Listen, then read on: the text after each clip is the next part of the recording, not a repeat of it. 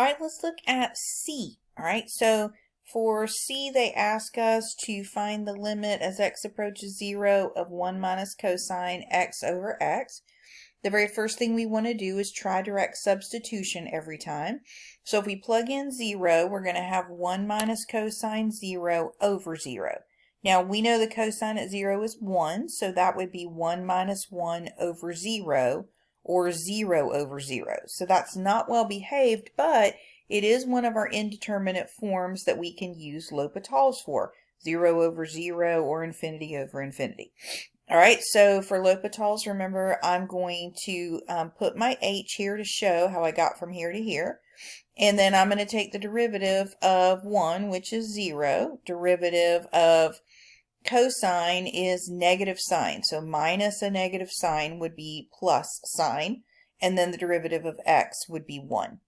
So now I'm going to try and plug in. So if I plug in 0, I get the sine of 0 over 1, or the sine of 0. And the sine at 0 is 0. So at that point, it's well behaved and I can do direct substitution.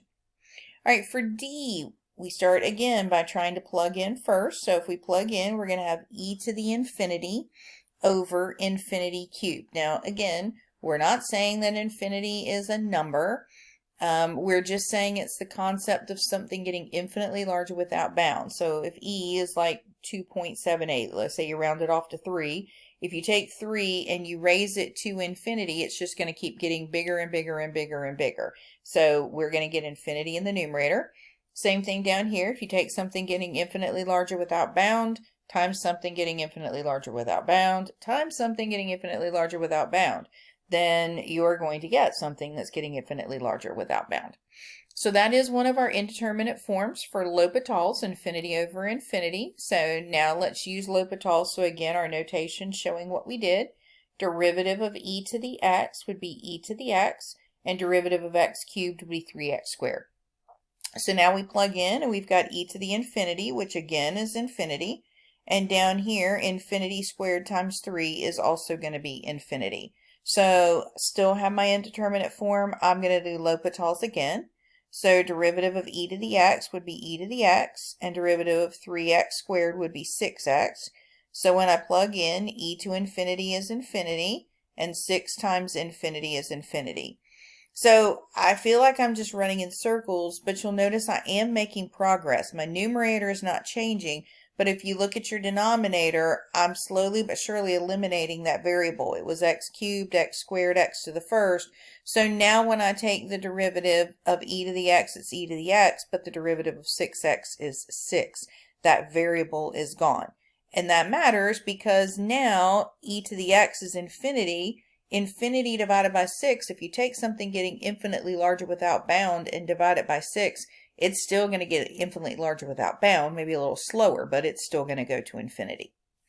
All right, look at the next one. So for the next one, we're going to plug in infinity again. So remember that when you have the limit approaching infinity of a number dividing by a variable, that's going to be 0. So we have the limit of cosine, not the limit, I'm sorry, once we plug in the limit, we have cosine 0. So the cosine at 0 is 1. All right, then for F, again, I'm going to start off with just plugging in direct substitution. So if I plug in, I'm going to put pi right here and right here. So 1 minus cosine pi over cosine pi. So we know the cosine at pi is negative 1. So that'd be 1 minus a negative 1 over negative 1. So that would give me 2 over negative 1, or negative 2. You cannot use L'Hopital's there. The only time you can use L'Hopital's is when you plug in and you get 0 over 0 or infinity over infinity. If I had used L'Hopital's on this, it would have given me the wrong answer. All right, then for the next one, we've got the limit as x approaches infinity. So when we have our rational functions approaching infinity, what we've been doing is divide everything by the highest power of x in the denominator. So 3x divided by, you can see the highest power down here is x squared. So 3x divided by x squared, negative 5 divided by x squared, 2x squared divided by x squared, x divided by x squared, and negative 1 divided by x squared. So here, x divided by x squared, one of those x's will cancel and we'll be left with 3 over x. Here, this guy just stays the same. Here, my x squareds drop out, leaving me with just 2. Here, one of my x's cancels, so I would have 1 over x. And then this guy stays the same. All right, so when we're approaching infinity, when you're taking the limit with a number divided by a variable, we have that rule that it's automatically 0. And again, the logic there is the numerator is staying the same, the denominator is getting bigger and bigger and bigger, the overall fraction is getting smaller and smaller, going to 0.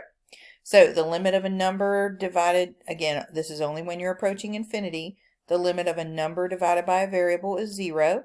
Limit of a number divided by a variable is 0. Limit of a constant is that constant. Limit of a number divided by a variable is 0. Limit of a number divided by a variable is 0. So that's going to give me 0 over 2, which is 0. Now remember that when you take the limit approaching infinity and you come up with an actual numerical answer, that means that that number is a horizontal asymptote. So we can use our limits to find our horizontal asymptotes. But we also can do the reverse. You can use your horizontal asymptote to find your limit. What I mean by that is, remember that thing where we were comparing the degree of the numerator and denominator? The degree of the numerator is 1, the degree of the denominator is 2. When the degree of the numerator is less than the degree of the denominator, the horizontal asymptote is automatically y equals 0. So the asymptote would be the same as the limit. So you can do all of this, that's perfectly fine, or you can just do this if you want to. Same idea. All right, so I'm not going to put all of the optimization problems in here, but there will be one optimization problem on the test, and it will be identical to one of the ones that we've already done. So either a problem we did as an example together in class, or a problem that we did in the homework. So that narrows it down to just a few of those. All right, so it'll be the exact same problem, just with different numbers in it.